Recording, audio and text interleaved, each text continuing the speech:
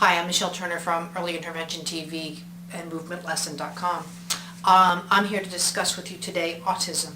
I believe that there are two forms of autism, a genetic-based autism and then the regression-based autism that you would see from trauma to the system, like vaccines and other things that could happen possibly to the child or prolonged sickness. So with early autism, a genetic-based autism, you might have had a cousin or nephew or something in the family that it's showing up, maybe a parent in your child. Now, the thing is here, I'm not looking for the diagnosis. There's no reasons why we need to diagnose, let's say, a 3 or 6 months old child, a year-old child. And I know a lot of people are really feared off that. I don't want to have my child have the diagnosis, I'm not sure. This is about early intervention. And I truly believe that if you see warning signs, let's take those warning signs and turning it into a positive. And is there a way that we can work with the child and get after those so they're no longer a warning, that they become a more happy functioning what's going on. So one of the things that you want to look for in a small child is they're just a typical rolling over. Now I have a video out already about what rolling over should look like. If your child is just not rolling over on time or not rolling over properly, that's one of the signs. It means they're not organizing their back just properly, and they're just not figuring things out. And if they're not figuring out just a simple rollover, then there might be cause for concern, and you don't want to delay the rolling over because that then sets up crawling and so forth. So you need to really get in there, talk to someone like me, and a non-behavioral practitioner, to see about a well baby checkup and try and get in where we can look at to see if maybe there isn't something else going on besides the rolling over, how the child holds their head up, etc. The second is not recognizing faces. And I'm not saying that the child's going to sit there and say, "Oh, yo, Mom, what you doing?"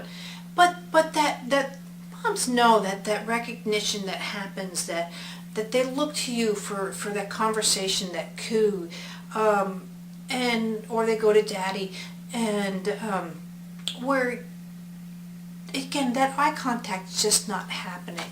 And of course they're going to have times where they're tired, they don't feel well, and that's not going to happen, so you can't look at it at a daily basis, but I'm talking about in general. Not responding to babble, and babble I mean when we have a young child we start realizing that they like to mimic us.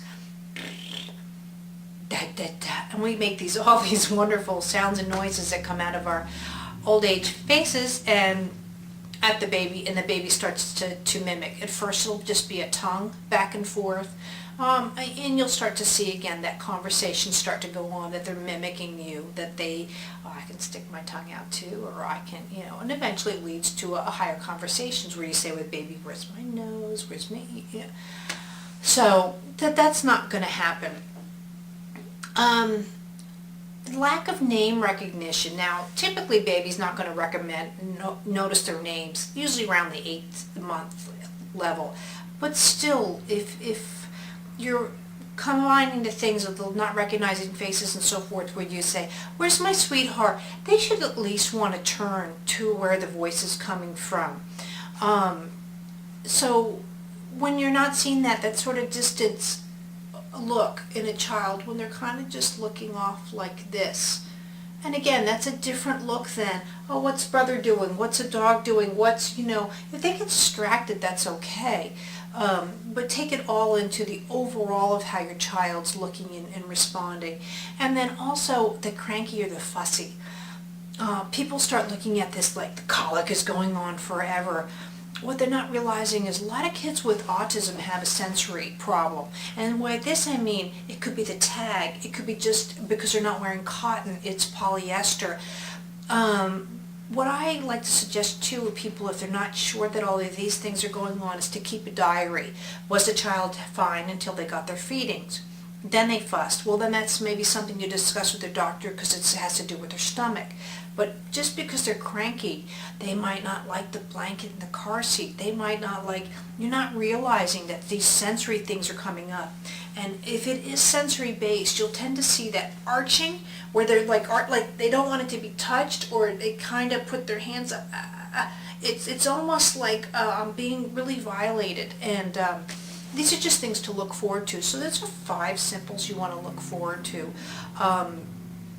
rolling over, if your child is not recognizing faces, not responding to babble, not having the name recognition, and again, not specifically to their name, Billy, how are you, what's going on, but that mommy type and daddy, there should be enough voices in your child's life that they're starting to respond to, and that the cranky or the fussy. Always talk to your pediatrician first to make sure to rule out any kind of medical things. Again, cranky or fussy especially, it could be your child has allergies, food allergies that you're not recognizing, or another person that you want to talk to is the ophthalmologist. Very overlooked profession. Checking out your child's eyes. We do hearing tests and so forth. I know some doctors, pediatricians, do a vision test. I really recommend going not to an optometrist, but specifically a pediatric ophthalmologist, where they're used to developmental problems. A lot of people don't even realize that they think their child has autism, and they actually have visual problems that mimic autism and so forth. So you want to make sure the eyes are really on track at an early age, and we'll start showing you more things to look for with vision as a child with early intervention TV. But for now, right now, we're looking at autism.